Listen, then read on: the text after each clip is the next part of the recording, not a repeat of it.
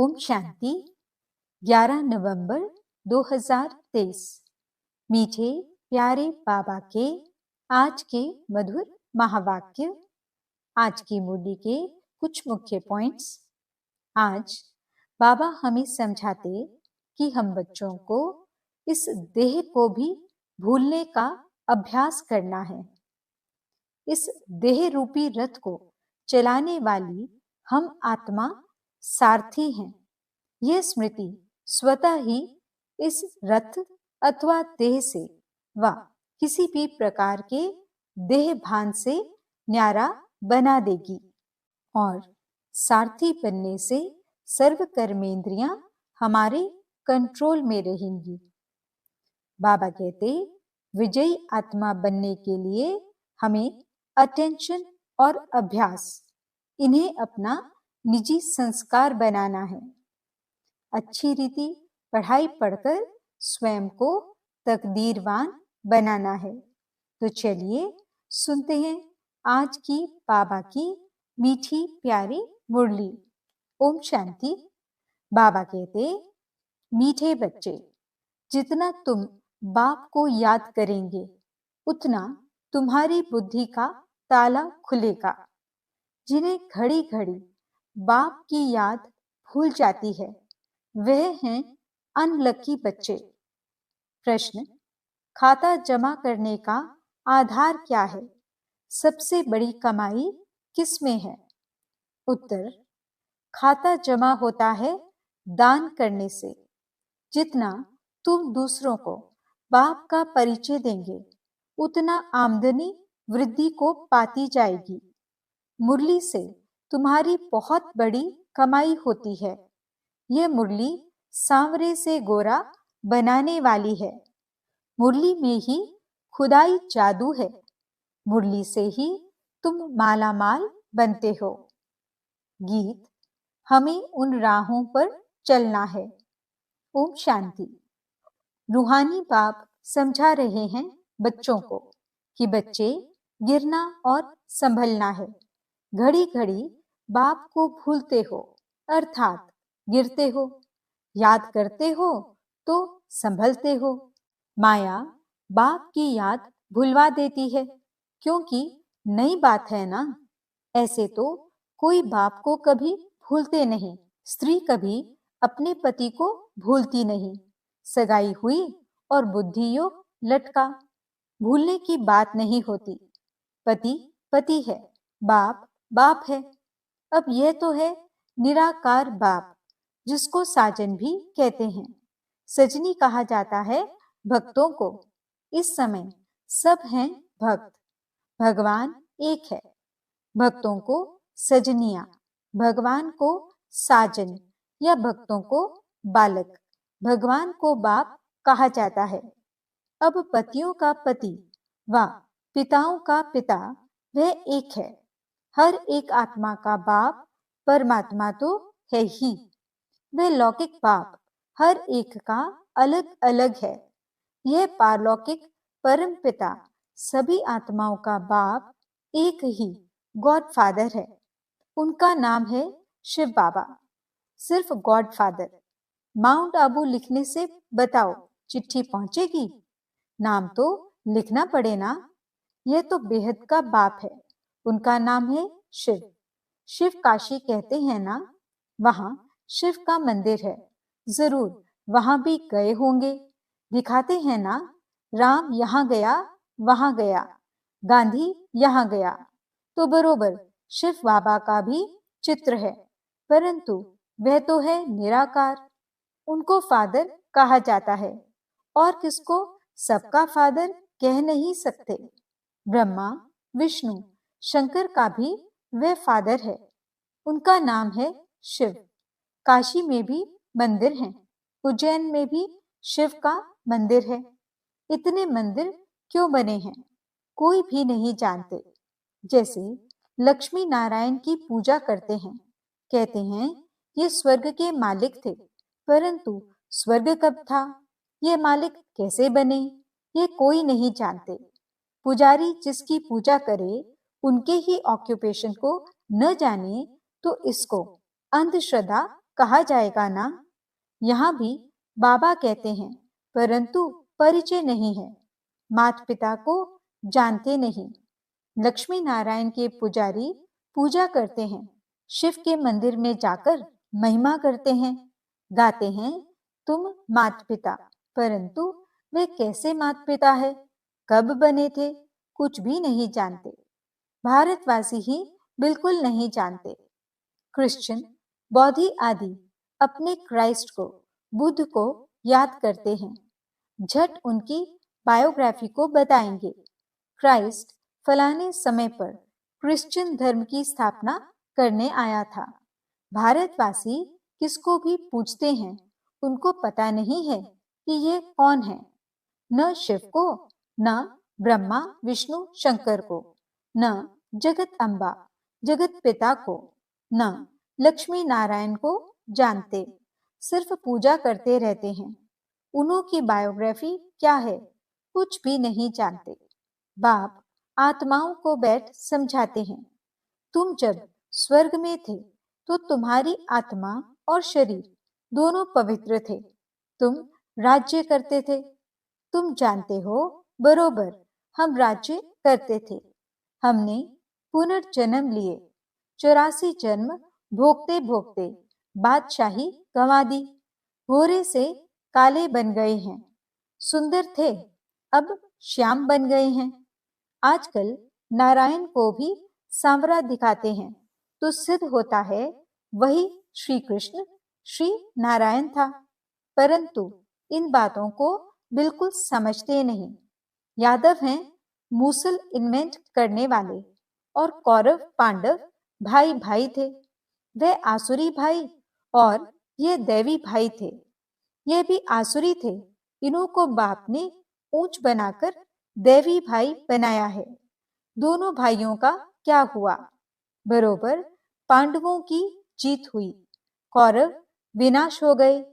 यहाँ बैठे हुए भी भल मम्मा बाबा कहते हैं, परंतु जानते नहीं हैं, बाप की श्रीमत पर नहीं चलते हैं। जानते नहीं हैं कि बाबा हमको राजयोग सिखला रहे हैं। निश्चय नहीं रहता। देह अभिमानी होने कारण देह के मित्र संबंधियों आदि को याद करते हैं। यहाँ तो देही बाप को याद करना है। ये नई बात हो गई, मनुष्य कोई समझा न सके। यहाँ माता पिता के पास बैठे हुए भी उनको जानते नहीं। ये वंडर है ना। जन्म ही यहाँ हुआ, फिर भी जानते नहीं, क्योंकि निराकार है। उनको अच्छी रीति समझ नहीं सकते, उसकी मत पर नहीं चलते, तो फिर आश्चर्यवत भागंती हो जाते हैं। जिससे स्वर्ग का 21 जन्मों का वर्षा मिलता है, उनको नहीं जानने से भाग जाते हैं। जो बाप को जानते हैं, उनको बख्तावर कहा जाता है। दुख से लिबरेट करने वाला तो एक ही बाप है। दुनिया में दुख तो बहुत है ना। यह है ही भ्रष्टाचारी राज्य। ड्रामा अनुसार फिर भी 5000 वर्ष बाद ऐसी ही भ्रष्टाचारी सृष्टि होगी। फिर बाप आकर सतयुगी श्रेष्ठाचारी स्वराज्य स्थापन करेंगे। तुम मनुष्य से देवता बनने आए हो। यह है मनुष्यों की दुनिया। देवताओं की दुनिया सतयुग में होती है। यहाँ है पतित मनुष्य। पावन देवताएं सतयुग में होते हैं।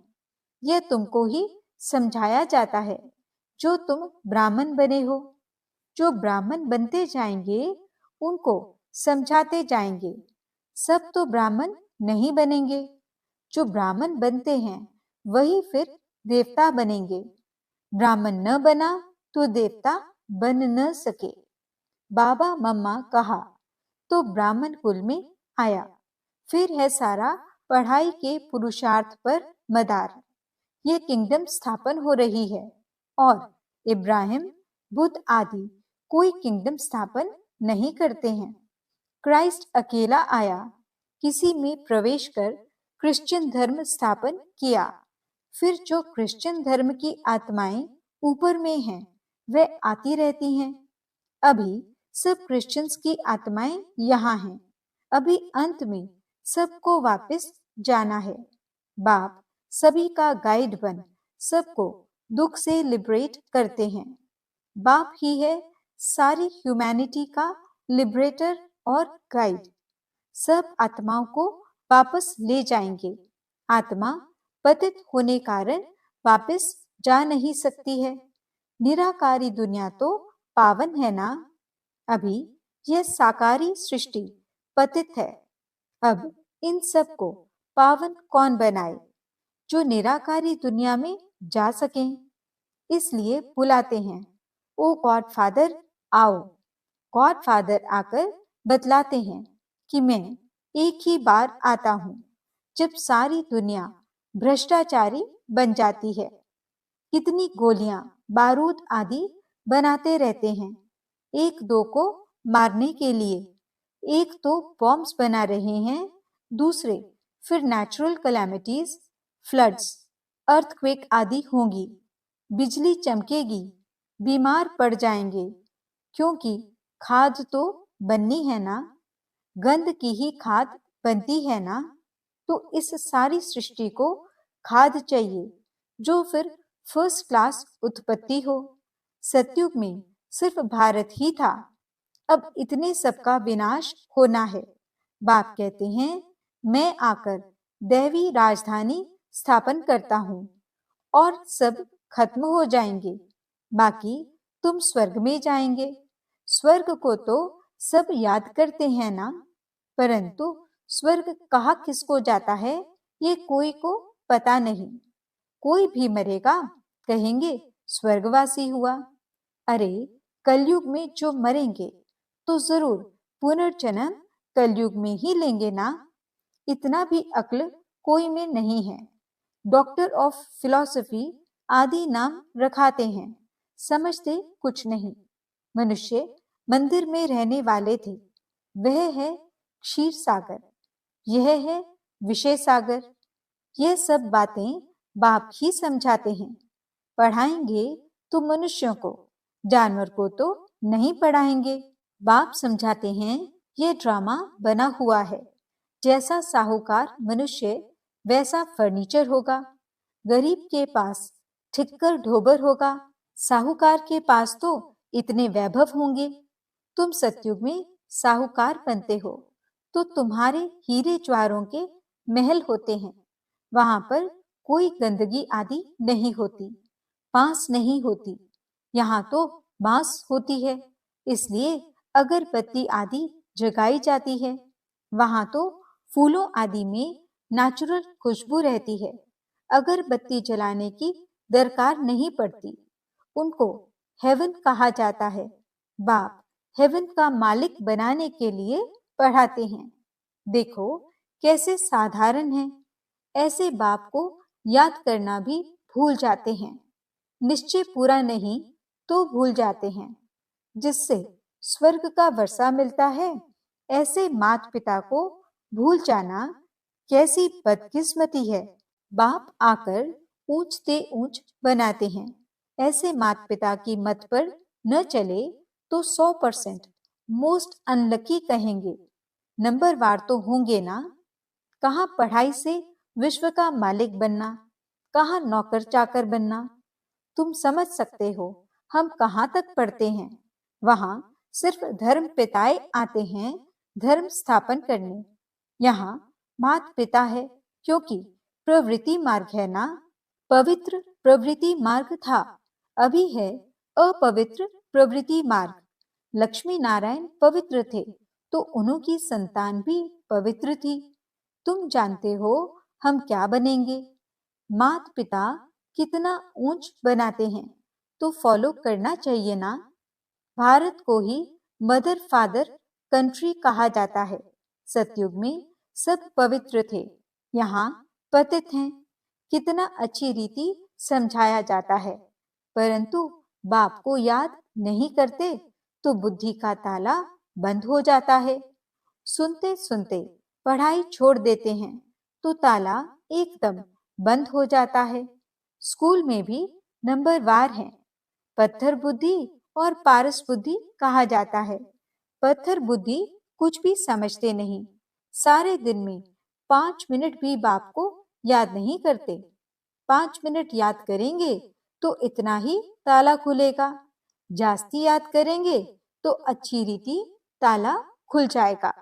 सारा मदार याद पर है।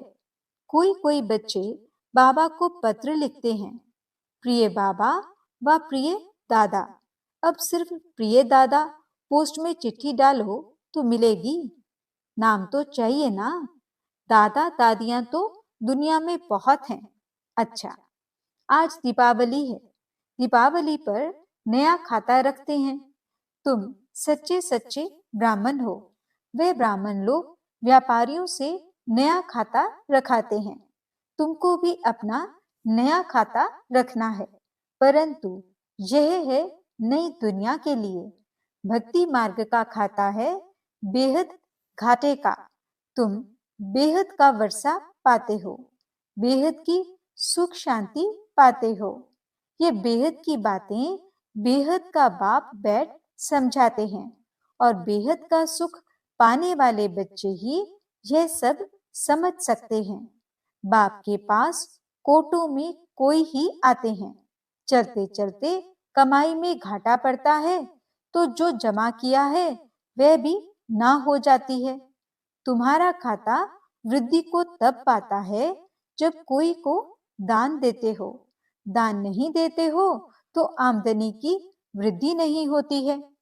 तुम पुरुषार्थ करते हो, आमदनी की वृद्धि हो। वह तब होगी जब किसको दान करेंगे, फायदा प्राप्त कराएंगे। कोई को बाप का परिचय दिया, गोया जमा हुआ। परिचय नहीं देते हो तो जमा भी नहीं होता है। तुम्हारी कमाई बहुत बहुत बड़ी है। मुरली से तुम्हारी सच्ची कमाई होती है। सिर्फ ये मालूम पड़ जाए कि मुरली किसकी है, ये भी तुम बच्चे जानते हो। जो सांवरे बन गए हैं उन्हों को ही गोरा बनने के लिए मुरली सुननी है। मुरली तेरी में है जादू, खुदाई जादू कहते हैं ना, तो इस मुरली में खुदाई जादू है। यह ज्ञान भी तुमको अभी है। देवताओं में यह ज्ञान नहीं था। जब उनमें ही ज्ञान नहीं था तो पिछाड़ी वालों में ज्ञान कैसे हो सकता? शास्त्र आदि भी जो बाद में बनते हैं वे सब खत्म हो जाएंगे। तुम्हारी यह सच्ची गीताएं तो बहुत थोड़ी हैं। दुनिया में तो वह गीताएं लाखों की अंदाज में होंगी। वास्तव में ये चित्र ही सच्ची गीता हैं। उस गीता से इतना नहीं समझ सकेंगे जितना इन चित्रों से समझ सकेंगे। अच्छा, मीठे मीठे सिकिलते बच्चों प्रति माता पिता बाप दादा का याद प्यार और गुड मॉर्निंग। रूहानी बाप की रूहानी बच्चों को नमस्ते। हम रूहानी बच्चों की रूहानी बाप दादा को दिल व जान सिख व प्रेम से नमस्ते नमस्ते नमस्ते जी। गुड मॉर्निंग बाबा, शुक्रिया बाबा। धारणा के लिए मुख्य सार। पहला पॉइंट, अच्छी रीति पढ़ाई पढ़कर स्वयं को बख्तावर यानी तकदीरवान बनाना है। देवता बनने के लिए पक्का ब्राह्मण बनना है। दूसरा पॉइंट, देही बाप को याद करने के लिए देही अभिमानी बनना है। देह को भी भूलने का अभ्यास करना है। वरदान, सदा अपने को सारथी और साक्षी समझ देह भान से न्यारे रहने वाले योग युक्त भव। योग युक्त रहने की सरल विधि है सदा अपने को सारथी और साक्षी समझकर चलना। इस रथ को चलाने वाली हम आत्मा सारथी हैं। यह स्मृति स्वतः इस रथ अथवा देह से व किसी भी प्रकार के देह भान से न्यारा बना देती है। देह भान नहीं तो सहज योग युक्त बन जाते और हर कर्म भी युक्ति युक्त होता है। स्वयं को सारथी समझने से सर्व कर्मेंद्रियां अपने कंट्रोल में रहती हैं। वह किसी भी कर्मेंद्री के वश नहीं हो सकते। स्लोगन, विजयी आत्मा बनना है तो अटेंशन और अभ्यास, इसे निजी संस्कार बना लो। अच्छा, ओम शांति।